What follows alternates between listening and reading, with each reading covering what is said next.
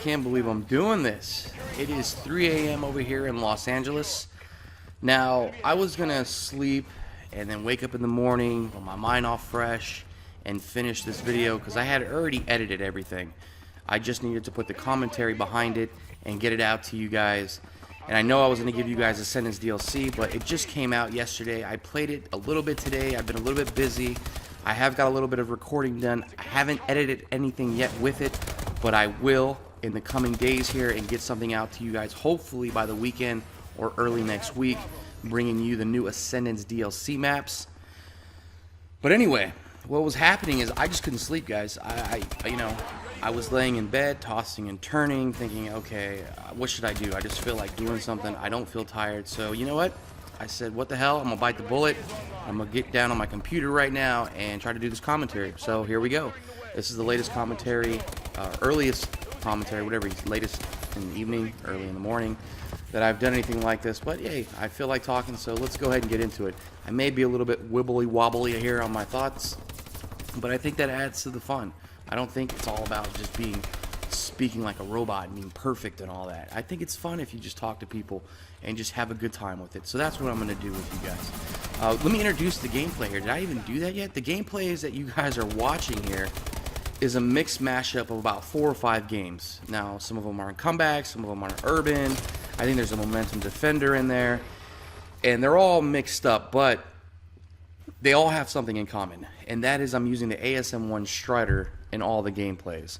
And this was actually my favorite ASM1 variant. I do not have the Speakeasy. I'm hoping to get that once I get into the Grandmaster Prestiges. I know you unlock it around the 9th or 10th Prestige of the Grandmaster. I know it's a long way to go still. I'm about to get to Max Prestige and give you guys a stats video soon. I'm about 2 Prestiges away from the 15th Prestige mark. And then after that, I'll jump into the Grandmaster ranks.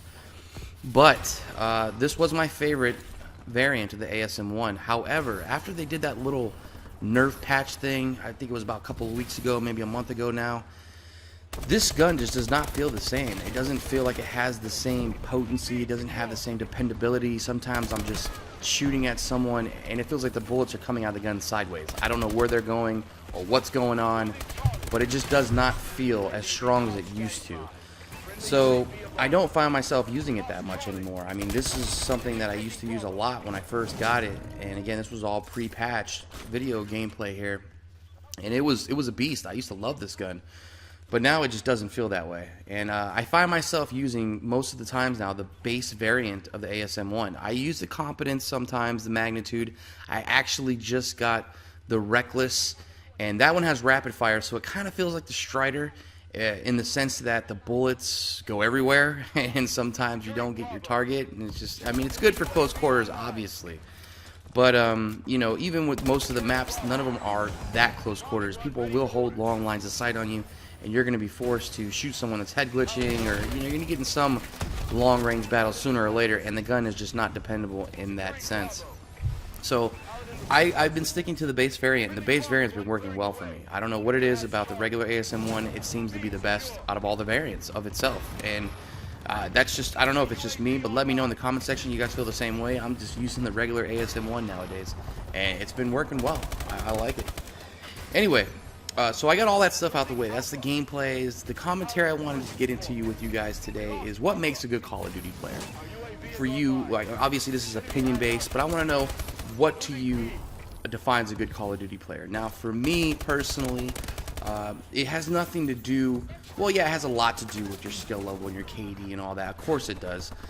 But to me, and going back a little bit in the previous commentary I did with the frustrations of the Call of Duty channels nowadays, and I vented about how they just kind of complain all the time, and none of them put up Advanced Warfare gameplay, and they're putting up Black Ops 2 stuff still, Modern Warfare 3, like who gives a fuck, you know?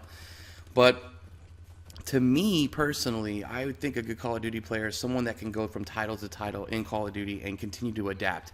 And yeah, you think about the pros when you start thinking in that context, you know, of someone who just, each title they go to, they're consistently good at Call of Duty, you know, they can adapt to it.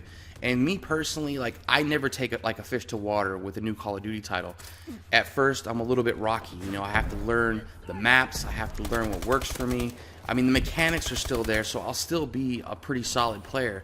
But once I master everything as far as what goes into being successful on that certain game, I never have finished a title below a 2.0 KD. It's all in like an evolution, you know what I mean? I'll start off around a 1.4, you know, 1.5, 1.6, and I slowly go up, and by the time I master Prestige and I continue to play it a little bit longer, I reach that 2.0 mark, and then, you know, I feel like I've mastered the game. And to me personally, I think those are good Call of Duty players. Like, that's why when I go to YouTube, you know, when I first started going to YouTube originally, a lot of it was because I wanted to see good gameplays, and not those fake, you know, J Nasty, Doom Clan, Carnage Clan, reverse boosted gameplays that you know are just a bunch of crock of shit.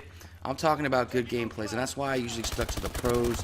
I did do some, you know, informative stuff with the Drifter videos. I mean, he's still a decent player, you know, and I'm not taking anything away from Ali A or anything. I watch his videos a little bit, you know, if there's something new, like DLC coming out. His gameplays are pretty solid, and of course everybody knows Market J is a great pub stomper. Always enjoyed watching his gameplays because his aim is ridiculous. But nowadays, even Market J doesn't post Advanced Warfare videos, and to me that's a little disturbing. I understand some people don't like the game, but to me personally, I don't know, like, I'll lose, I'm okay with that, but as long as you're still good at the game, you're still holding things down, you're still doing you know what I mean, you're still pushing forward. And to me, those are Call of Duty players. That's why when I watch these smaller YouTube channels and they call themselves Call of Duty channels or Call of Duty players, and they're still posting Modern Warfare 3, Black Ops 2 videos, I'm just like, no, you're not. You know, why are you not sticking with the newer title, which is relevant? Yeah, you may not like it. Why don't you like it? Well, probably because you have a difficult time. Everybody says, oh yeah, well, there's a bunch of tryhards, there's a bunch of sweaties. Well, as this community grows and as we go along and everything gets bigger, there's going to be more competition. That's just inevitable. Things are going to, you know, get bigger and bigger and bigger, bringing more people in the community. So I don't know. I just feel like a lot of people have these expectations of themselves, like they need to take to the game and right away be a meat eater assassin and having a 3.0 backpacking teams with no problem. And that's just not realistic, you know? I mean, most of the times, unless you're a pro player, which most of those guys, I'm sure, you just give them a title and they'll be, you know, good in a day or two.